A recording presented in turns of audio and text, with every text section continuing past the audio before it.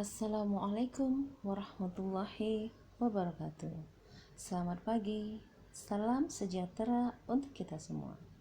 Hari ini Selasa 20 Oktober 2020. Hari ini kita akan memasuki materi yang baru, yaitu meneladani kehidupan dalam cerita pendek. Kalau di minggu yang lalu kita sudah mempelajari tentang teks ceramah dan kalian sudah bisa memahami bagaimana ceramah, bahkan ada yang sudah mempraktikkan bagaimana itu ceramah. Oke. Nah, di sini kita akan masuk materi yang baru, yaitu mengidentifikasi nilai-nilai kehidupan dalam cerita pendek atau cerpen. Pastinya ya, kalian tidak asing lagi dengan cerpen ini karena dari SD, SMP kalian sudah mempelajarinya. Nah, yang menjadi pertanyaan saya, siapa yang hobi dalam membaca cerita pendek atau cerpen atau novel atau roman atau yang lainnya? Ya. Nah, di sini saya akan menjelaskan bagaimana cerita pendek tersebut. Oke ya, kita mulai dari pengertian cerpen. Apa sih itu cerpen? Cerpen adalah jenis karya sastra yang berbentuk prosa naratif, fiktif atau fiksi. Apa itu fiktif atau fiksi? Yaitu rekayasa, dibuat-buat, atau ceritanya hanya hayalan. Ya. Maka kalau kalian sering menonton sinetron, sebelum mulai sinetron tersebut kan ada selalu ditulis itu cerita ini hanya fiktif belaka, artinya mereka rekayasa. Nah, dikatakan cerpen tadi jenis karya sastra. Jenis karya sastra bukan hanya cerpen ya, masih ada yang lain ya, novel, roman, puisi juga termasuk dalam jenis karya sastra. Nah, apalagi pengertian cerpen itu? Isi cerpen itu berpusat pada satu tokoh. Artinya, tadi saya katakan ada novel. Kalau novel itu tokohnya banyak, bisa lebih 2 atau 3 orang. Dan permasalahan dalam novel itu juga banyak. Tidak seperti cerpen. Kalau di dalam cerpen hanya satu tokoh dan hanya satu permasalahan yang dibahas, maka dia dikatakan ada istilah sekali duduk selesai dibaca. Kenapa? Ya karena itu tadi dia hanya berpusatkan pada satu tokoh dan hanya satu masalah. Dan lihat ya yang berikutnya, di dalam cerpen hanya terdapat kurang dari 10.000 kata saja, sehingga cenderung singkat dan padat. Nah, seperti yang saya katakan tadi, sekali duduk selesai dibaca. Artinya tidak seperti novel, harus berpindah-pindah tempat untuk membacanya. Oke, kita lanjut ya. Nah, ini ada struktur cerpen. Ada 6, yaitu abstrak, orientasi, komplikasi, evaluasi, resolusi, sampai kepada koda.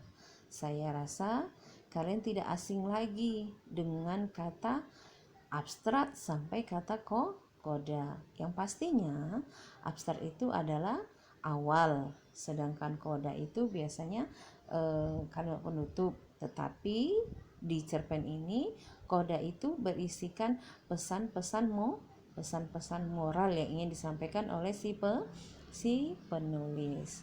Ya, kalian bisa lihat nanti ya yang lain pengertiannya. Oke, kita lanjut ya. Nah, ciri-ciri cerpen.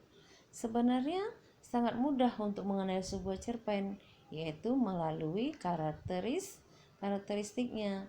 Apa saja sih ciri-ciri cerpen itu pada umumnya? 1.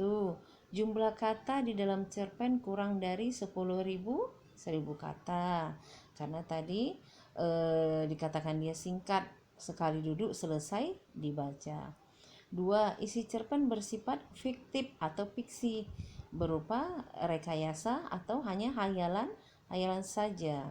3. Hanya terdapat satu alur saja atau alur tunggal, yaitu berarti artinya satu permasalahan dan satu tokoh. Keempat, bentuk tulisannya singkat atau lebih singkat dari novel. Seperti tadi ya yang saya katakan, kalau novel itu ceritanya atau permasalahannya banyak, sedangkan cerpen dia hanya singkat. Yang kelima, isi cerpen umumnya diangkat dari kejadian sehari-hari. Ya, kalau kalian biasanya suka menulis, mungkin ada masalah-masalah dalam kehidupan sehari-hari kalian, bisa kalian kalian tuliskan atau kalian ciptakan, mungkin pengalaman pribadi kalian ya. Yang keenam, biasanya cerpen menggunakan kata-kata yang mudah dimengerti oleh pembaca. Ya, ini biasanya disebut dia dengan gaya bahasa. Yang ketujuh, bentuk penokohan di dalam cerpen sangat sederhana. Artinya sama juga tadi yang nomor 3 ya, hanya satu tokoh.